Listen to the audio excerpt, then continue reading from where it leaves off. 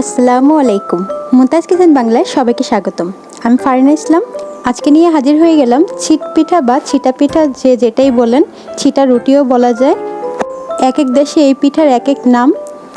আজকে মাত্র 10 মিনিটের মধ্যে ঘরে থাকা উপকরণ দিয়ে আপনাদেরকে এই ছিট পিঠা তৈরি করে দেখাবো। সবাই 10 মিনিট বলে, কিন্তু তার থেকেও বেশি সময় লাগায়। আমি একদম 10 মিনিটের মধ্যে আপনাদের 20 থেকে 30টা রুটি তৈরি করে দেখিয়ে দিব। একদমই অল্প সময়ের মধ্যে আপনি অনেকগুলো পিঠা একসাথে তৈরি করে ফেলতে পারবেন। তাই দেরি না করে চলুন ভিডিওটি শুরু করা যাক। আর আপনারা যদি আমার চ্যানেল নতুন হয়ে থাকেন, তাহলে আমার চ্যানেলকে লাইক এবং সাবস্ক্রাইব করে পাশে থাকা বেল বাটন অন করে দিবেন। এই পিঠাটা তৈরি করার জন্য প্রথমেই আমি একটি বাটির মধ্যে মেজারমেন্ট কাপের 4 কাপ চালের গুঁড়া নিয়ে নিচ্ছি। এখানে কিন্তু আটা বা ময়দা দিয়ে এই রুটি তৈরি করা যাবে না, চালের গুঁড়াই ব্যবহার করতে হবে। এবার এখানে দিয়ে দিচ্ছি সামান্য পরিমাণ লবণ আর 2 চামচের মতো সয়াবিন তেল, আর দিয়ে দিব হাফ চা চামচ আদা রসুন বাটা। এটা আমি অল্প করেই দিলাম, আপনারা চাইলে স্কিপ করতে পারেন। আর দিয়ে দিচ্ছি একটি ডিম। ডিমের ফ্লেভারটা অনেকে পছন্দ করেন না, তাই আমি প্রথমেই হাফ চা চামচ আদা রসুন বাটা দিয়ে দিয়েছি। আপনারা যদি ডিম আর আদা রসুন বাটা না দিতে চান, তাহলে শুধু চালের গুঁড়া, লবণ আর তেল ব্যবহার করেও এই পিঠাটা তৈরি করতে পারেন। তবে ডিমটা দিলে পিঠাটা অনেক সফট হয়, খেতে খুবই ভালো লাগে। এবার সবগুলো উপকরণকে চামচের সাহায্যে ভালো করে প্রথমে মিশিয়ে নিব। ভালো করে মেশানো হয়ে গেলে কিছুটা গুঁড়ি হাতের সাহায্যে এইভাবে মোট করে নিয়ে দেখবেন দলা বাঁধে কিনা। দেখবেন যখন দলা বাঁধে আবার ছাড়লে গুঁড়ো হয়ে যায়, তখন মনে করবেন মেশানো হয়ে গেছে।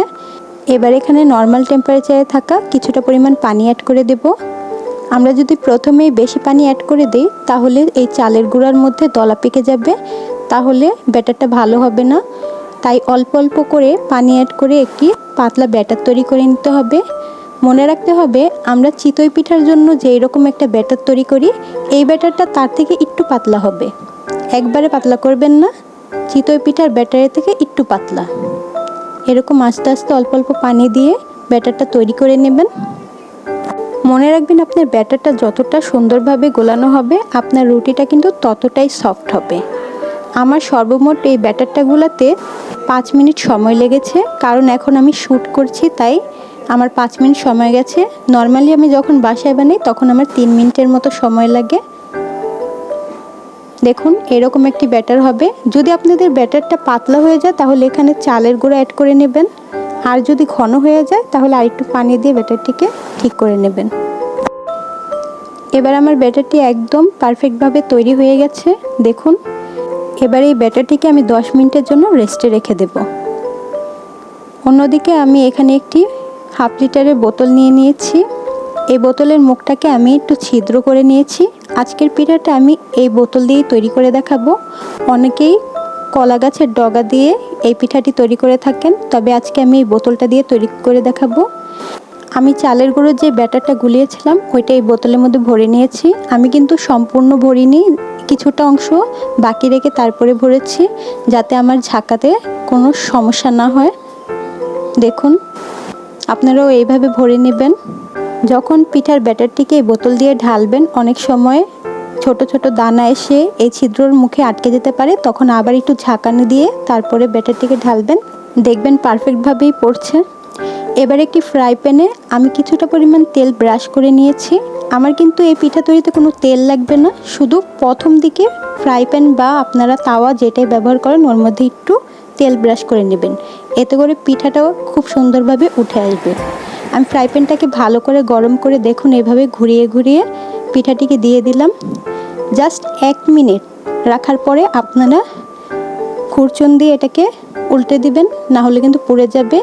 এ পর্যায়ে চুলার আঁচ মিডিয়াম টু লোতেই রাখতে হবে। দেখুন, পিঠাটা কত সুন্দরভাবে উঠে আসছে, দেখতে পাচ্ছেন।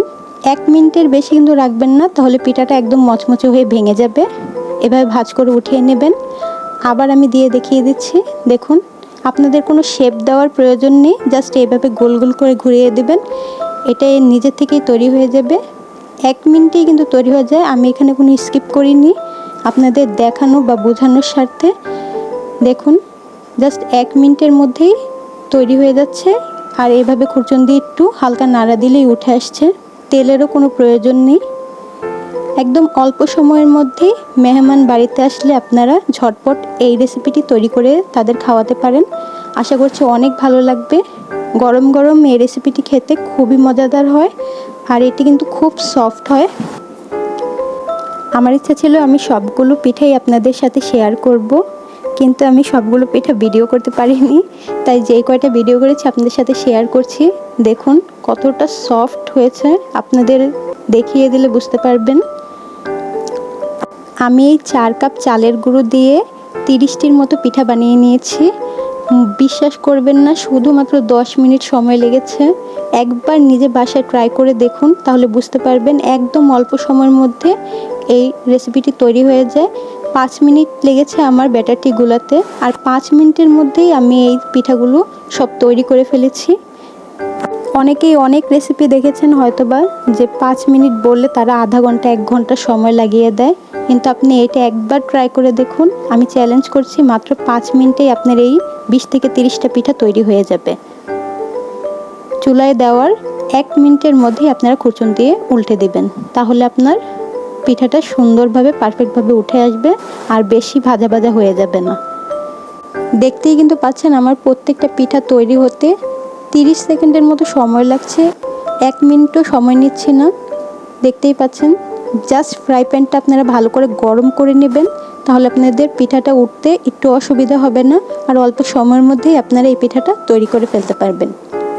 অনেকেরই চালের গুঁড়ো দিয়ে রুটি বানিয়ে খেতে খুব ভালো লাগে। বিশেষ করে আমরা এই ঈদের সময় মাংসের সাথে চালের রুটিটা বেশি পছন্দ করি, কিন্তু অনেকে এই চালের রুটিটা বানাতে ঝামেলা বলে তৈরি করতে চায় না, আটার রুটি তৈরি করে খায়। আপনারা একবার এই রুটিটা তৈরি করে খান, বিশ্বাস করুন আপনাদের কাছে অনেক ভালো লাগবে। আপনাদের কাছে এত পছন্দ হবে যে আপনারা চালের গুঁড়ি দিয়ে আপনাদের কাছে এতই ভালো লাগবে যে আপনারা চালের গুঁড়ি দিয়ে রুটি তৈরি করে খাওয়াই ভুলে যাবেন, সবসময় এইটাই খাবেন। আমার এই ভিডিওটি যদি আপনাদের কাছে সহজ মনে হয় বা আপনারা যদি একবারও উপকৃত হন, তাহলে অবশ্যই এই রেসিপিটি ট্রাই করে দেখবেন, অবশ্যই আপনাদের ভালো লাগবে। আর আমাকে কমেন্ট করে জানাতে কিন্তু ভুলবেন না রেসিপিটি কেমন লেগেছে। আপনারা এই ছিট পিঠাটি যেই কোনো মাংসের সাথে ট্রাই করতে পারেন, খেতে কিন্তু খুব ভালো লাগে।